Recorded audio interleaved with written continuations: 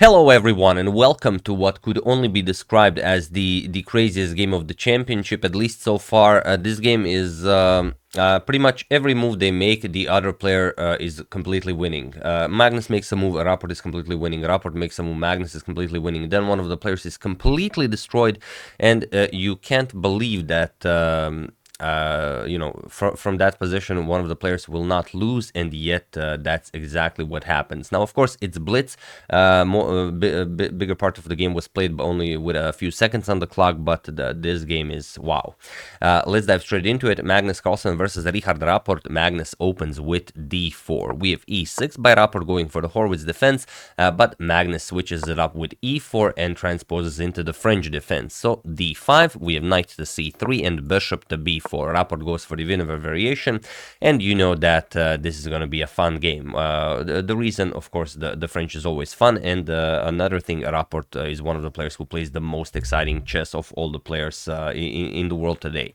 So e5, Magnus advances the pawn, and pawn to c5. This is the standard way to counter this. a3, bishop captures, b captures, and queen to c7. We have h4. There are other moves that are more popular, but nowadays h4, especially in faster time formats, is gaining a lot in popularity. Knight to e7, and now the immediate h5, taking away the g6 square from the knight. Also, you want to play h6 as soon as possible. So h6 by Rapport, knight to f3, and now pawn to b6. We have bishop to b5 check, bishop to d7, and now Magnus retreats with bishop to d3. Pawn to c4, bishop back to e2, and now bishop to a4. Very standard idea when playing the French, preventing white from executing a4, because if white executes a4, then he also gets the a3 square for the bishop, and for the moment this dark square bishop doesn't have that many great squares. So bishop to f4, and now knight to a6. We have queen. There is a game where g4 was played, but here Magnus goes for queen to d2, and it is now, as of move 14, that we have a completely new game. So Rapport castles queenside, and now when you look at this position, you're probably asking yourself, or even when you're playing against this type of French, you're asking yourself, what is there to do? Like there's nothing you can do here. You can't attack the queen side. The center is completely closed. Do you do something on the king side? What is there to do? Well, in order to achieve something in close structures of the French, especially this one, you have to sacrifice something. So if Magnus wants to win, he's going to have to sacrifice, and that of course will allow Rapport winning chances as well. So first, Magnus starts by remaneuvering the knight to e3. We have king to b7, improving the position of the king. Knight to f1. We have queen to d7, and now knight to e3.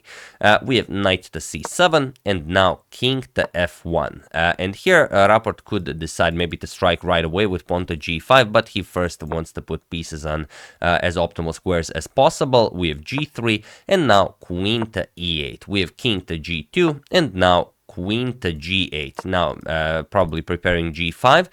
Rook a to b1 by Magnus, and now comes queen to h7. And this queen to h7 is a very, very annoying move, as Magnus would very much love to sacrifice something here just to open up blinds towards the black king. But now, with the knight on e3 stuck guarding the c2 pawn, it's not as simple. So bishop to f3 puts the bishop on this diagonal, and of course Rapport immediately brings the king back. We have queen to e2, again putting more pressure on the central pawns, and now rook to c8, and now rook to b2. So now the pawn is defended, and Rapport has to really worry about Magnus sacrificing something. If that doesn't happen, there's really nothing to do here. So knight to b5. Rapport puts pressure on the c3 pawn, and this gives Magnus an idea. Now, one way you could go about this is to sacrifice the exchange immediately and just get rid of that knight and then bring the other rook into the game. But Magnus decides to go for knight captures on d5. This stops the threat of knight to c3, as for the moment your knight guards the pawn, but now e captures on d5. And now Magnus should eliminate this knight, but he goes for e6 with check, and this is where the game explodes completely. Now Rapport is completely winning, and he goes king to b7. We have e captures on f7 by Magnus, and now queen to f5, an extremely powerful move by Rapport. The question is, what can Magnus do here in order to at least try to survive?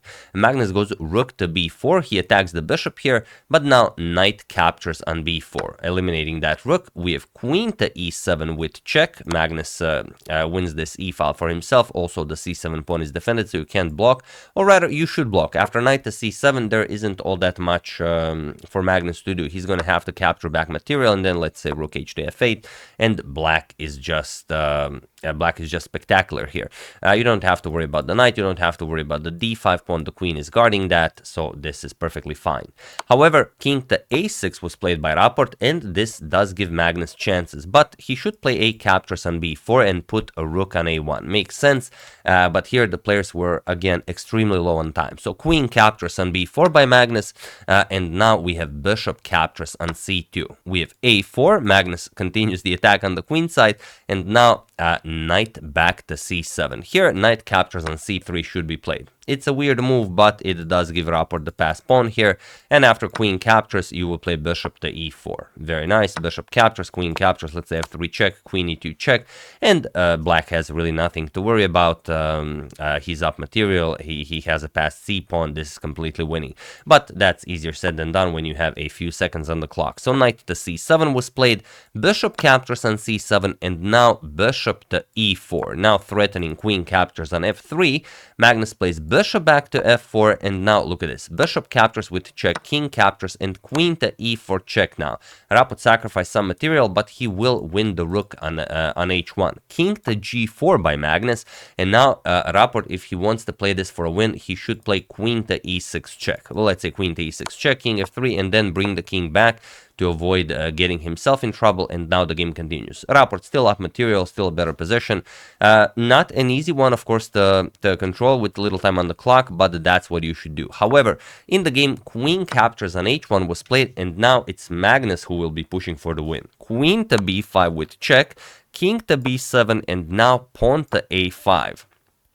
With all sorts of nasty ideas, like queen to d7 is always a worry, a6 check is always a worry, and the only move that does not lose the game for Rapport is g6. It's really weird to even consider such a move with all the action happening on the queen side, but here Rapport would actually be threatening mate in 1, and Magnus would have to react to this. Even after some sort of a check here, let's say king a8, you will have to capture, and then, okay, now you have h5 in option, you can play queen to e4, not easy to defend against this. Let's say pawn to g7, even this you don't care. h5 check, king to h4, and now look at this, queen e6, and Rapport just wins. You don't care about any captures or anything because this will be checkmate.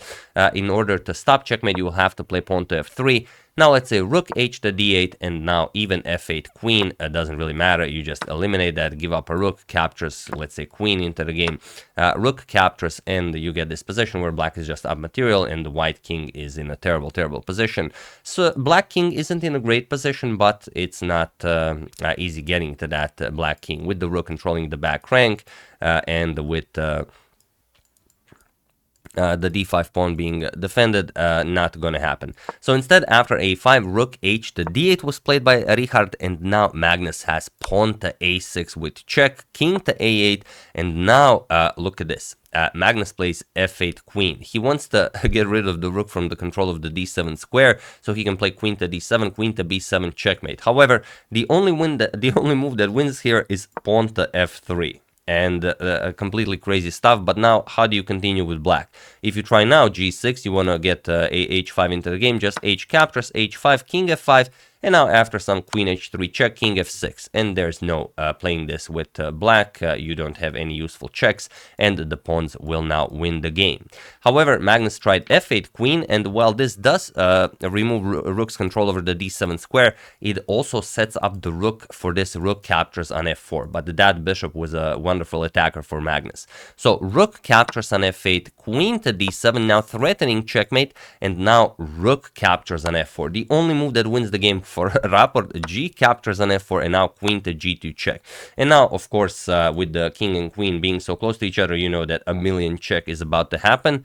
Million checks. So king h4, queen h2, sorry, not queen h2, queen first captures on f2 check, king g4, queen to g2 check, king h4, now g5 with check, h captures on g6, now queen h2 check, king to g4, and h5 with check, king f3, and now queen to h1 with check, king f2, queen to h4 with check, king f3, queen to g4 with check, and now a queen trade is forced. Queen captures, h captures, and king captures on g4. And now Rapport is up a full rook. Magnus does have the two connected passed pawns, but a full rook is a full rook. And Rapport plays the only winning move, pawn to b5. He wants to play b4, bust open the position here, and then advance his c pawn to victory, or promote the b pawn to a c pawn and then win that way. So f5, look at this, b4, f6, b captures on c3. Both players playing absolute top moves, f7, c2, and now g7 by Magnus. So you know that Magnus is getting a queen as well. c1, Rapport brings a queen into the game, and f8 queen, Magnus also brings a queen into the game. But the problem is Rapport is still up a rook. Even with the pawn so close to promoting, Rapport starts checking the white king. Queen to g1 check, king h5, queen to h2 check, king to g6, queen to g3 check, king h6, queen to h4 check, king to g6, and now queen to g4 check. King h6, Magnus forces Rapport to figure out something, otherwise he's gonna run out of time, and Rapport plays pawn to c3. And still Rapport completely winning. We have queen to f7. Now Magnus threatens checkmate, but also the d5 pawn is hanging. So how do you deal with this? Queen to h4 with check. We have king to g6, now queen to e4 with check. Interestingly, here Rapport has a forced mate, like rook to c6 check, king to f5, and now you can just play queen f2 check, pick up the white queen, and that's it. But of course, with a few seconds on the clock, you really don't have time to think about this. So queen to e4 check was played. We have king to g5, and now the only move that wins the game for Rapport is rook to b8, because now the queen defends the d5 pawn, rook to b8 stops queen to b7 checkmate, and now you just continue pushing your passed pawn to victory. Pretty much that's it.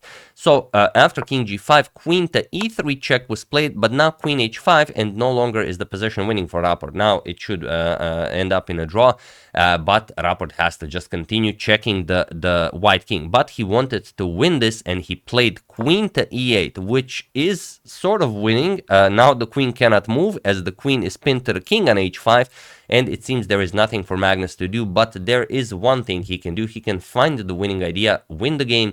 So feel free to pause the video here and win the game for Magnus while I give you a couple of seconds.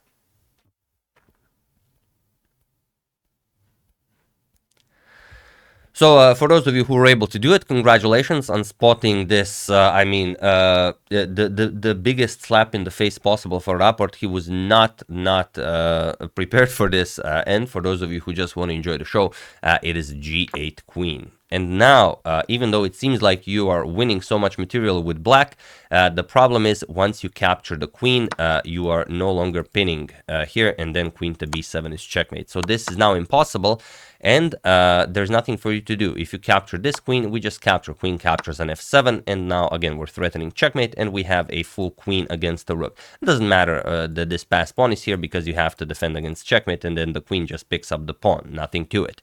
So instead, after g8 queen, now Rapport's only chance is to sort of checkmate the white king, or even find a perpetual. Queen e2 check. We have queen to g4 now. Now Magnus has two queens to help out with the defense. Rook to h8 with check.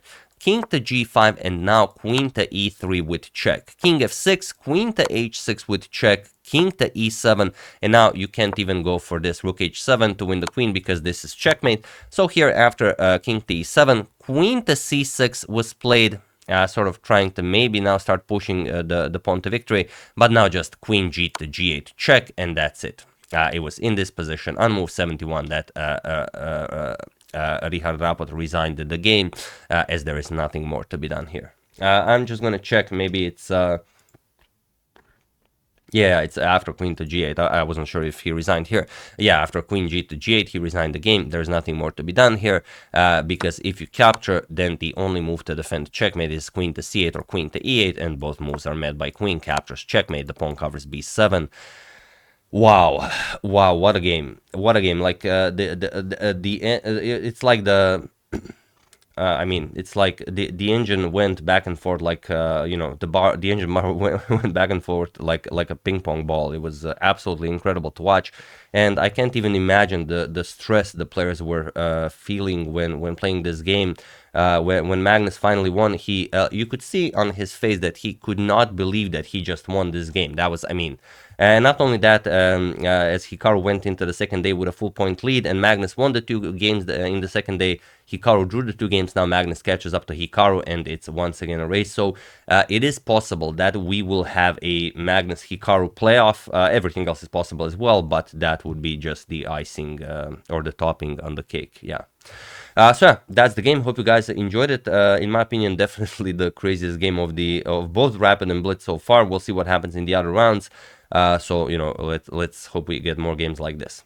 So yeah, I really hope you enjoyed it. I would like to thank Michael Sakarias, Chris Malan, Leonard Stachik, John Henry, and Rafael Zamora for your contribution to my channel. Thank you a lot. I really appreciate it. As usual, you can check 2 of my previous videos here. Thank you all for watching, and I will see you soon, continuing the coverage of this wonderful event until it finishes. Thank you all. I will see you soon, and have an excellent rest of your day.